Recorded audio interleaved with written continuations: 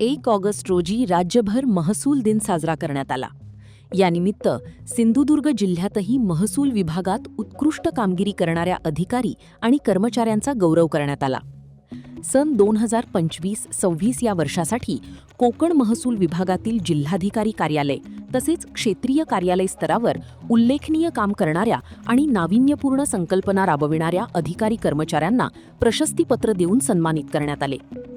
यावेळी आमदार नितेश राणे यांनी उपस्थितांना मार्गदर्शन करताना महसूल विभागाच्या कार्याचे कौतुक केले.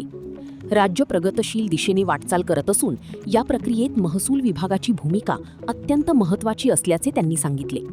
तसेच सिंधुदुर्ग जिल्ह्याच्या सर्वांगीण विकासात महसूल विभागाचे योगदान आगामी काळात आणखी वाढेल असा विश्वासही त्यांनी व्यक्त केला.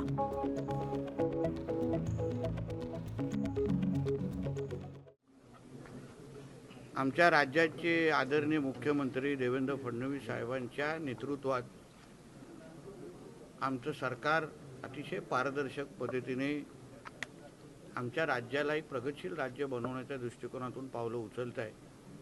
आणि त्या पूर्ण प्रवासामध्ये आमच्या महसूल खात्याचं डिपार्टमेंटचं अत्यंत महत्त्वाचं काम आहे आणि जबाबदारी आहे. राज्याचे महसूल मंत्री आदरणीय बावनकुळे साहेबांच्या मार्गदर्शनाखाली आमच्या कलेक्टर मॅडम आणि त्यांची सर्व पूर्ण टीम आज महसूल यंत्रणा म्हणून ज्या पद्धतीने लोकांच्यासाठी पारदर्शक काम करत आहेत, लोकभिमुख काम करत आहेत, त्या सगळ्या जणांना पाठीवर थाप देण्यासाठी, त्यांचं कौतुक करण्यासाठी आणि त्यांना काही महत्त्वाच्या अधिकाऱ्यांना पुरस्कार देण्याच्या दृष्टिकोनातून हा महसूल दिवस आम्ही साजरा केला.